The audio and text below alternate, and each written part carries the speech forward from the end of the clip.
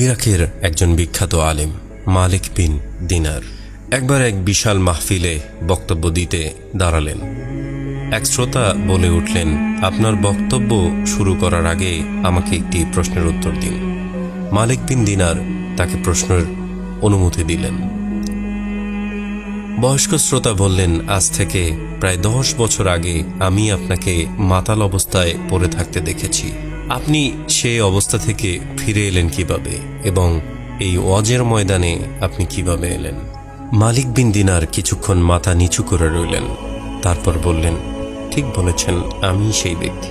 শুনুন তাহলে।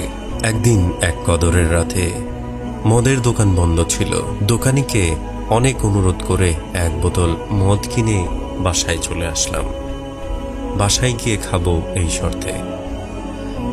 বাসায় ঢুকলাম, ঢুকেই দেখি আমার স্ত্রী ছলাত আদায় করছে।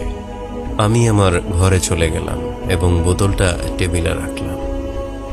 আমার 3 বছরের শিশু মেয়েটা দৌড়ে এলো। টেবিলের সাথে ধাক্কা খেয়ে মদের বোতলটি মাটিতে পড়ে গেল। অবুঝ মেয়েটি খিলখিল করে হাসতে লাগলো। ভাঙা বোতলটি ফেলে দিয়ে আমি ঘুমাতে গেলাম। সে রাতে আর মদ খাওয়া হলো না আমার।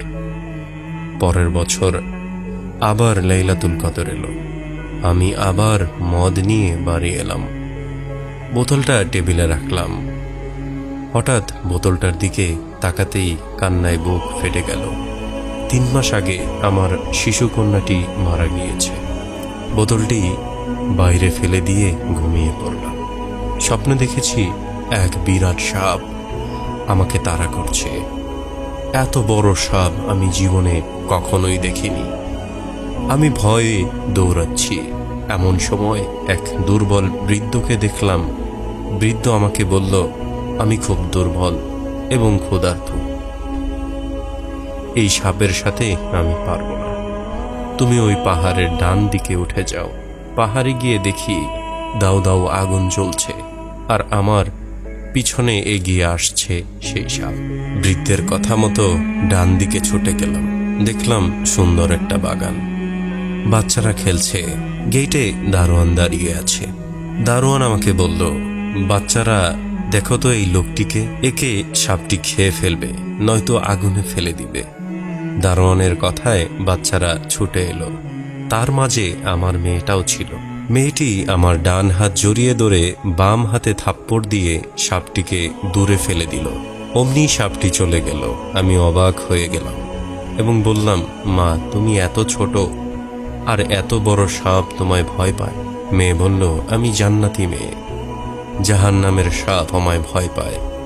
আব্বা, এই সাপকে তুমি চিনতে পারছো? আমি বললাম, না মা।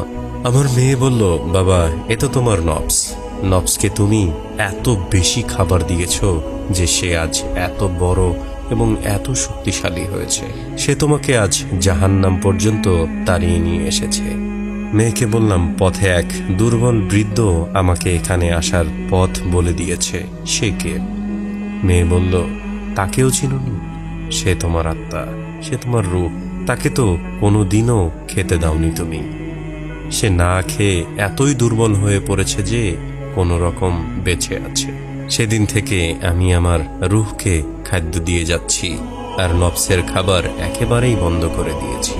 চোখ বন্ধ করলে সেই ভয়াল রূপটি দেখতে পাই আর দেখি রূহকে, কত দুর্বল, হাঁটতে পারে না। ঝরঝর করে কেঁদে ফেললেন মালিক বিন দিনার। আল্লাহ তাআলা আমাদের সকলকে বোঝার তৌফিক দান করুক। আমিন ইয়া রাব্বাল